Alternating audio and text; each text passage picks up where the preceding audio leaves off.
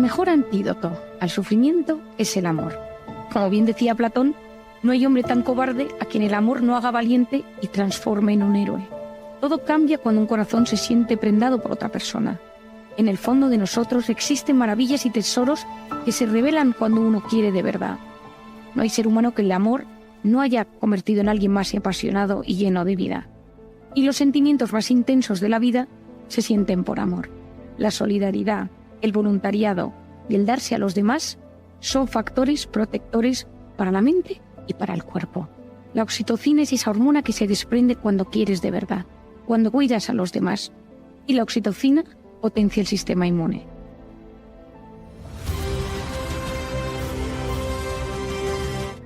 En muchas ocasiones, determinadas personas de tu entorno te caen mal y su mera presencia genera en ti intranquilidad.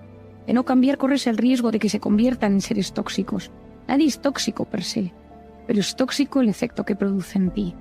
En este amor a los demás te voy a dar unos tips que te pueden ayudar a conseguir mejorar tus relaciones con los amigos, con los compañeros de trabajo, con familiares y por otro lado darte cuenta si hay alguna de ellas que no has fomentado o que te cuesta mucho.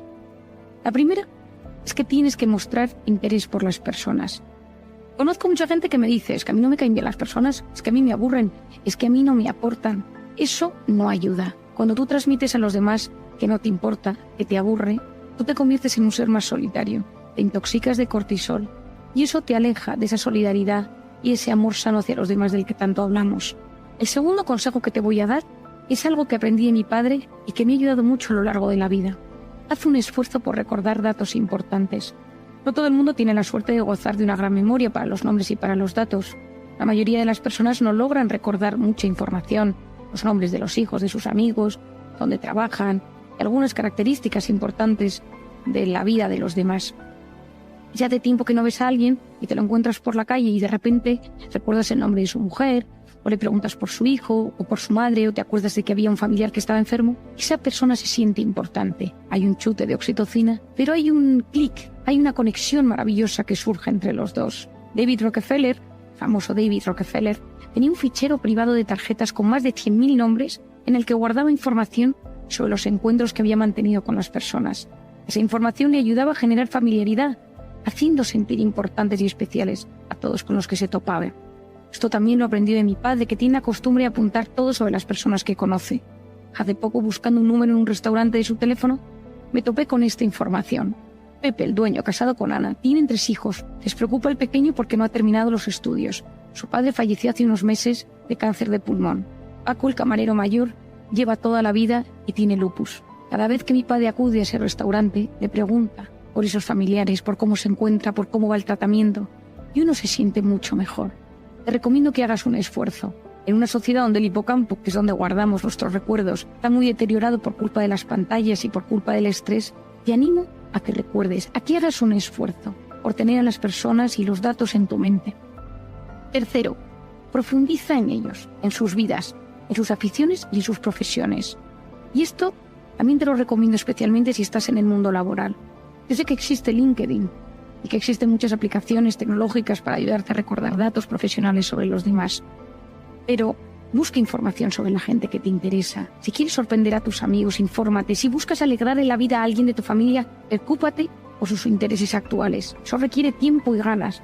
Llamar a otros para evitar perder el contacto. Con muy poco, la gratificación es enorme. No tengas miedo a personalizar los detalles que tienes con las personas. 4. Evita juzgar. Cada persona es diferente. El ser humano tiende a juzgar, a analizar, a encasillar a las personas en cuanto las conocemos. Nos gusta etiquetar. Todo esto proviene de nuestro sistema de creencias, donde ciertos rasgos de la personalidad, de la forma de ser o de vestir del que tenemos delante, directamente activa zonas de nuestros pensamientos y lo etiquetamos de una manera u de otra. Puede ser un mecanismo de defensa, o simplemente un automatismo de la mente para no alterar nuestro interior. En gente muy crítica puede haber una necesidad constante de sentirse superiores, o todo lo contrario, un problema de inseguridad o de falta de autoestima. Hace unos meses, hablando con un paciente, le puse como pauta no criticar con sus amigos al resto de sus amigos. Su respuesta fue: ¿y entonces? ¿De qué vamos a hablar? Le dije en ese momento: vas a tener que empezar a hablar desde lo positivo de la gente. Y con una cara atónita me dijo: eso no sé hacerlo. Si te interesa en especial este tip, te voy a dar un truco. Hay que aceptar a los demás como son, aunque sean distintos a nosotros, o lo que veamos no nos encaje. Ello no significa que ignoremos la realidad. Existe gente que obra mal o que obra diferente, o de la que conviene separarse por resultarnos tóxica, pero por lo demás resulta saludable tener una mente plural, rica, abierta y admitir que existen personas que no se ajustan del todo a nuestro criterio. Hay que evitar cerrarse de forma abrupta a todo lo distinto. Si solo aceptas gente que tenga un determinado nivel de estudio, social o cultural, si tienes manía a los aficionados de cierto equipo de fútbol, yo que soy muy futbolera, de esto sé bastante, o a una profesión o gremio, si rechazas sistemáticamente a todos los provenientes de cierta región, país o continente, seguramente tu capacidad de comprender el mundo y tu entorno será más reducida y te estarás perdiendo muchos de los matices que hacen nuestro mundo rico y diverso. Quinto, no impongas tu criterio, creencias o valores. Esto es importante, sobre todo si eres padre, por ejemplo. Trabaja en ser modelo para tus hijos, empleados o amigos, pero si buscas imponer, encontrarás rechazo. Hoy en día sabemos que de padres exigentes que imponen sin medida, hijos rebotados, rebeldes y que buscan lo contrario. Los límites son necesarios. Que la gente no respete nuestras ideas o creencias es clave, pero sin rozar la dureza o la agresividad. La sociedad no necesita únicamente de maestros, sino de líderes. El líder es un ejemplo de vida donde se mezclan la coherencia, los valores sólidos, la modernidad, el saber que esa persona es auténtica y coherente. Por lo tanto, si quieres influir en alguien, si quieres transmitir tus ideales, aprende a ser un buen ejemplo. 6. Asómbrate y aprovecha los intereses comunes. La amistad y las relaciones buenas surgen cuando hay intereses, valores y aficiones en común. Búscalas. Es raro que no exista algo que te ate con la persona más recóndita. Desde el pediatra de tu hijo hasta tu gestor de seguros o el carpintero que te ayuda cuando algo se estropea. Te sorprenderá darte cuenta que cuando dedicas tiempo a lo que no es únicamente la parte racional, estás dando un paso impresionante en tu vida. Yo trabajo mucho en el ámbito empresarial y muchas veces a los jefes de departamento les digo que busque puntos en común con gente de su equipo. Me dicen muchas veces, es que no tenemos nada en común. Es imposible. Aunque sea la educación de los hijos, aunque sea el viajar, aunque sean los deportes, el ciclismo, los cuadros, la cultura, las series, busca un tema de conversación.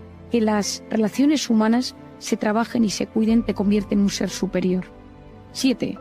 La sonrisa. Existe una manera fácil para conectar. Emplea un toque de humor. A veces no es fácil, a veces ese toque de humor puede ser hiriente para otros, pero intenta sonreír, intenta reírte. Sabemos hoy en día, hay estudios maravillosos, que la gente alegre y feliz, la gente que sonríe, que hace el esfuerzo por sonreír, mejora su rendimiento en el trabajo. Sabemos que cuando sonreímos activamos el músculo orbicular del párpado, la sonrisa de Duchenne, que fue quien lo descubrió, y el sistema límbico se activa. Es decir, aunque esa sonrisa sea forzada, hay algo que ya se produce en el cerebro. Y ya si es genuina, los cambios son espectaculares. La risa y la sonrisa tienen la capacidad de alterar la química del torrente sanguíneo, protegiendo de algunas enfermedades e infecciones. 8. Ayuda. Yo muchas veces pongo como pauta en mi consulta la solidaridad. Si tienes la posibilidad, no pierdas la oportunidad de hacer algo por los demás. No se trata de ver favores y llevar un cómputo de lo que te han dado o de cómo has favorecido a otros. Pocas cosas generan mayor gratificación que la de poder ayudar a otros en algo que está a nuestro alcance. Tengo la suerte de que en consulta escucho tantas vidas que muchas veces alguien me comenta que está buscando trabajo y me guardo su currículum. Y a los pocos días, en una cena, alguien me dice que está buscando a alguien con un cierto perfil y me acuerdo de este paciente y le paso el currículum. Esas cosas generan una satisfacción maravillosa. Muchas veces nos cuesta porque nos hace sentirnos vulnerables cuando nos metemos en la vida de los demás. Da sin pedir nada a cambio. Lógicamente sin caer en el buenismo. Adicionalmente puede significar un puente con otras personas. La vida da muchas vueltas y quizá llegue a sorprenderte. 9. Habla bien de los demás, no critiques. Insisto mucho en este tema. Hablar bien de las cosas buenas, con las malas, mantener una posición neutra. Hay que protegerse seriamente de las conversaciones en las que siempre se generen críticas o juicios negativos. ¿Cuánto se agradece cuando en una cena o reunión entre amigos alguien frena una crítica, una conversación negativa sobre otros? Hablar mal de los demás induce en nuestro organismo un estado emocional tóxico lleno de cortisol y ya sabemos los riesgos que esto conlleva. La crítica es casi un deporte internacional y estamos demasiado acostumbrados a que forme parte de nuestra vida. Si quieres que confíen en ti, si quieres que te valoren como persona íntegra y que la gente busque tu amistad, crea en ti o en tu negocio, sé discreto. 10. En el amor y en la amistad, lo importante es la estrategia. Esta frase no es mía, es de Napoleón. No tengas miedo a coger un lápiz y un folio, un boli de 4 colores como a mí me gusta, un rotulador o una pizarra. Escribe, tacha, flechas, en definitiva traza un plan. Si tienes que reconquistar a alguien, si tienes que rearmar una amistad rota, una situación familiar delicada, no tengas miedo a tener un plan. Te sorprenderá aquella gente que conoces, encontrarás experiencias del pasado que te sean útiles y si necesitas trabajar alguna habilidad porque notas que te cuesta, lee, infórmate o pide ayuda. 11. Intenta ser amable, es más importante de lo que te puedas imaginar. La amabilidad transforma nuestro organismo y transforma el organismo de las personas que están cercanas a nosotros. Lo que el mundo necesita es oxitocina y esta hormona tiene un papel fundamental en las relaciones humanas. Está encargada del parto y de la lactancia, pero tiene un enorme valor en las relaciones humanas. Si eres amable, si estás con una persona que te importa y sacas el teléfono de la circulación y le miras a los ojos, le sonríes cuando lo necesita, te sientes mucho mejor y la otra persona también.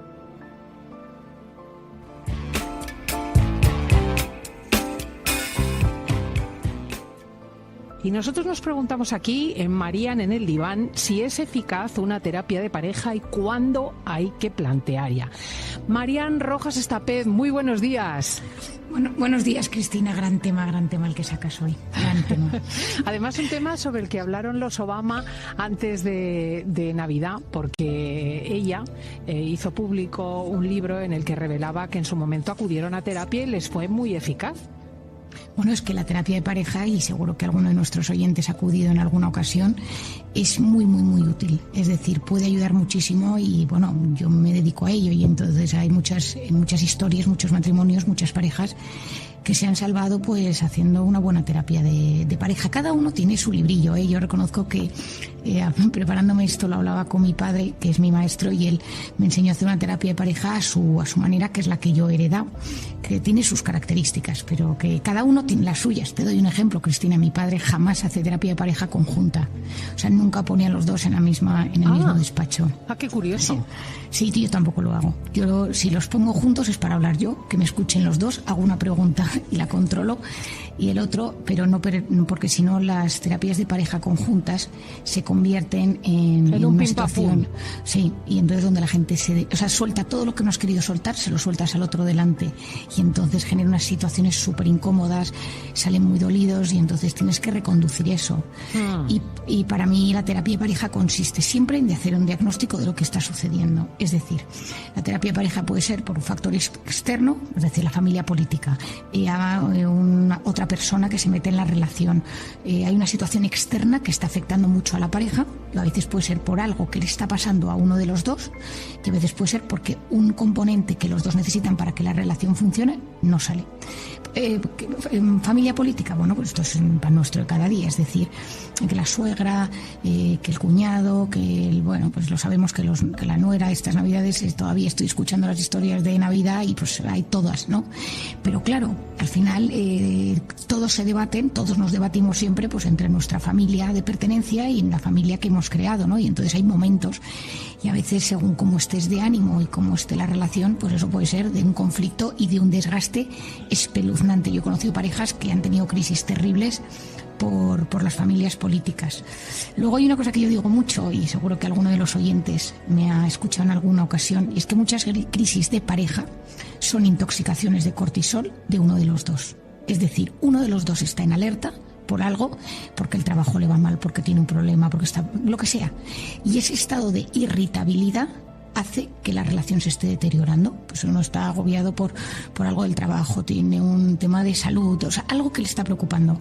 Y ese estado de irritabilidad hace que todo lo que te rodea lo veas de forma mucho más llamativa, mucho más luminosa, y te afecta el triple. Entonces, pues, yo a veces en terapia les pregunto, ¿no? ¿Desde cuándo hace esto tu marido? Es que mi marido llama todas las mañanas a su madre a la misma hora. ¿Desde cuándo lo hace? No, si lo hacía de novios. Estás intoxicada de cortisol, es decir, algo que siempre ha sucedido, en este momento no lo soportas, sí. Te irrita. Luego hay otro tema que para mí es súper importante, ¿no? Y está, quizás que para mí mi padre es un experto en estos temas, y tiene una frase que él siempre dice, que es: para estar bien con alguien lo más importante es estar bien con uno mismo. Es decir, si tú traes heridas, si tú traes inseguridades, si tú traes algo que arrastras de tu personalidad que te atormenta, esto va a salir sí o sí en la pareja y al final va a acabar siendo un motivo de preocupación, de disgusto, de pelea durante la relación.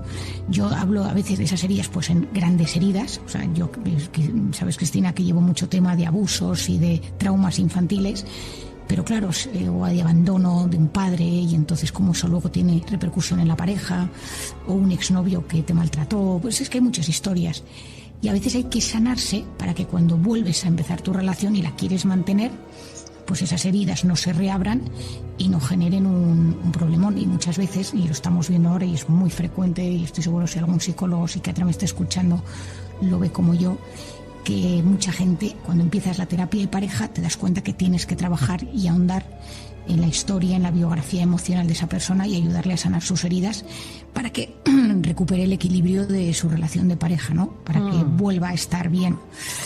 Sí, yo de hecho me preguntaría así genéricamente si esto sirve para algo. Quiero decir que si tú coges dos adultos, de 40 años, Cristina, que llevan caminada la mitad de la existencia y que tienen unas dificultades enormes, uno se pregunta en qué medida la persona puede cambiar. Bueno, es que a veces no solo se trata de cambiar, Cristina, se trata de entender en qué momento ya estás y qué se ha desgastado. Y si hay alguna de las cosas principales para que una relación funcione, porque claro, para que una relación funcione hace falta, yo siempre digo que hace falta la capacidad de comunicarse. Es decir, es que hay gente que no tiene habilidades de comunicación o le cuesta mucho, o habla desde el silencio, o desde el rencor, o desde la rabia, o desde la agresividad, o no sabe expresar lo que siente, o siempre se expresa hiriéndole delante. Es que yo trabajo muchísimo en terapia de pareja, cómo me comunico. Lo segundo, cómo me siento. Hay gente hipersensible a una mirada, ha llegado tarde, delante de los amigos no ha tenido un gesto de afecto o me ha puesto mal delante de sus amigos. Doy ejemplos, ¿eh?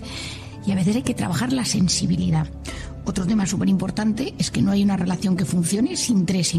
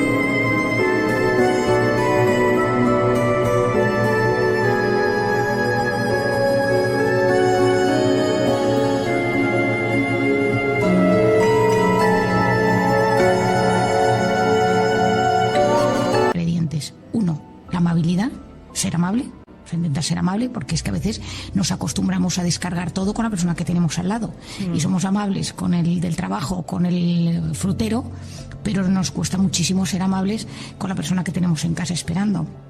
Lo segundo es la paciencia. Nuestros tiempos no son sus tiempos no son nuestros tiempos. Pretendemos que entienda, que capte, que intente ponerse en nuestro lugar de la manera que queremos, y hay que tener paciencia. Y lo tercero es el perdón. No conozco a nadie que no haya metido la pata de alguna manera en su relación en algún momento, que haya dicho algo que no hay que decir, que se haya comportado mal, que haya tenido un descuido o cosas mucho más gordas, ¿eh? Yo he visto terapias de pareja en historias terribles que objetivamente no le darías ni una oportunidad racionalmente.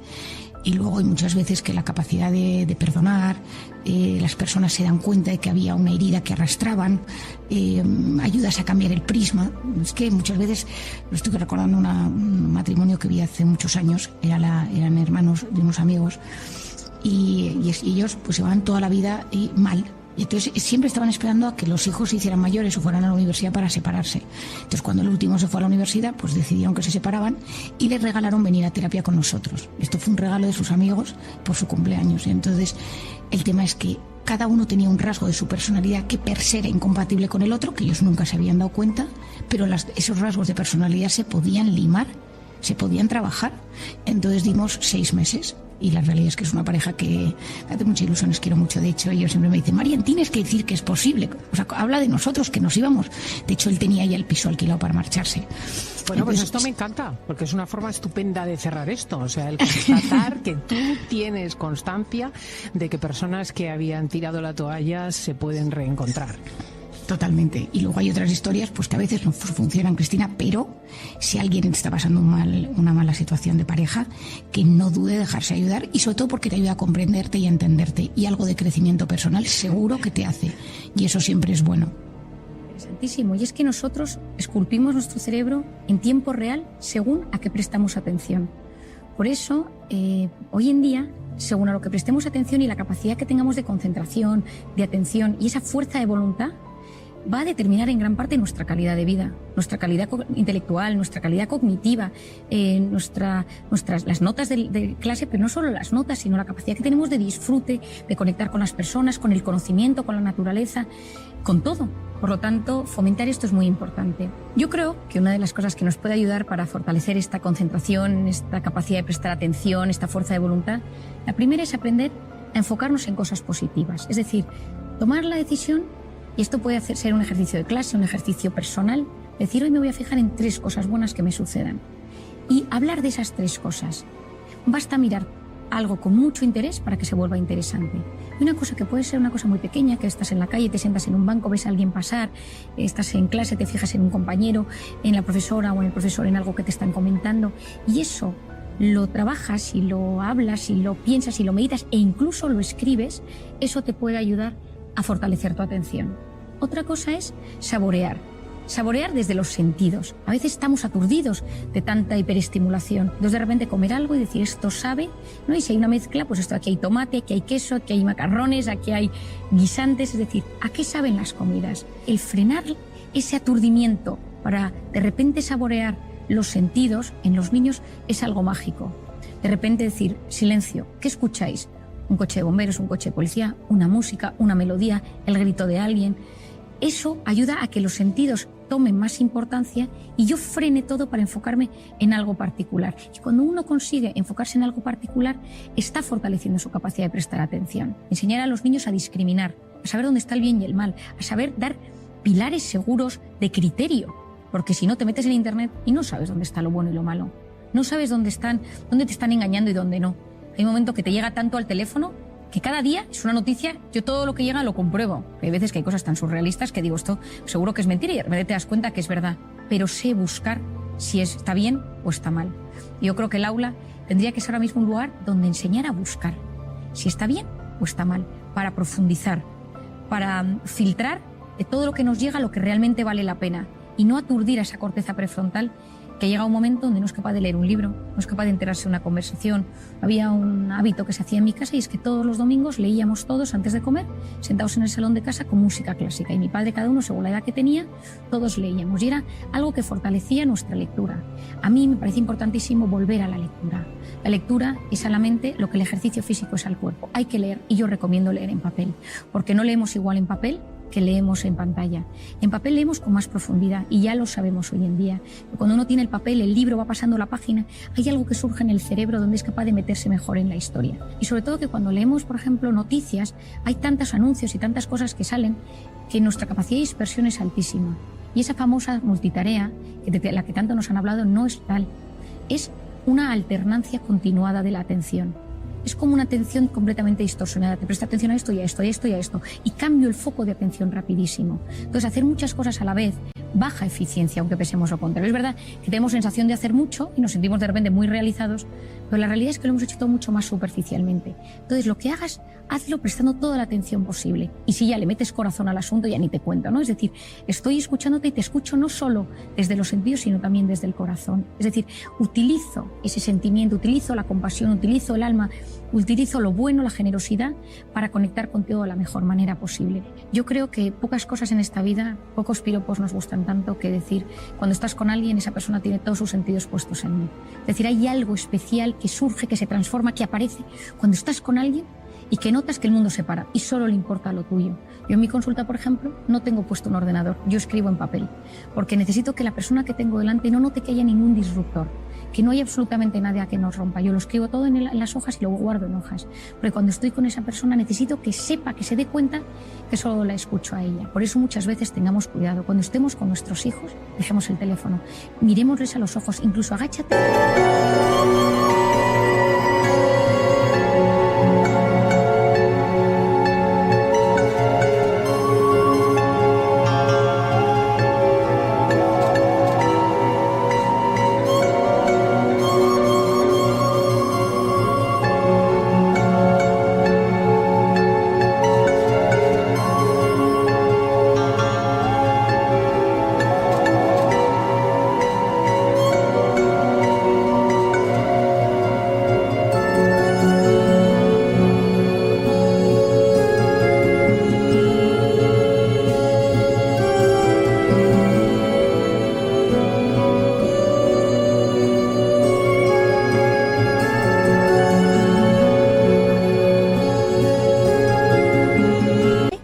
A su tamaño. ¿Cuántas veces oigo, y mis propios hijos te lo dicen, que es más importante el teléfono que yo?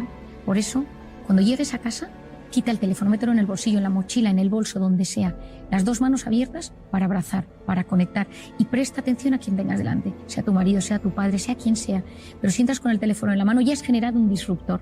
Y ya has generado que esa conexión, esa capacidad de prestarle atención al de enfrente, donde surge la empatía, donde surgen esas neuronas espejos que se activan, tú sonríes, yo sonrío, te abrazo, y todo eso maravilloso, ese momento tan especial, todo se ha distorsionado porque una mano está ocupada o porque estoy terminando de mandar algo que probablemente es terciario. Y si es algo tan importante, termínalo en el rellano. Y cuando lo hayas terminado y tengas tu atención puesta en las personas que tienes dentro de casa, abre la puerta. Pero si no, espera. Es lo que buscamos, tener una sociedad que le importen los demás, que no vaya solo enfocado en ese dispositivo, que te metes dentro y te olvidas de los demás, sino que seamos capaces de levantar la mirada, conectar con los ojos del que tienes delante y dar importancia a lo que realmente la tiene. Muchísimas gracias, Cristina, y un gran abrazo a nuestros oyentes. Adiós.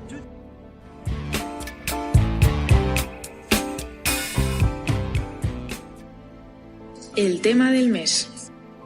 Comenzamos hoy con una invitada de lujo que además es alumni de Orvalle.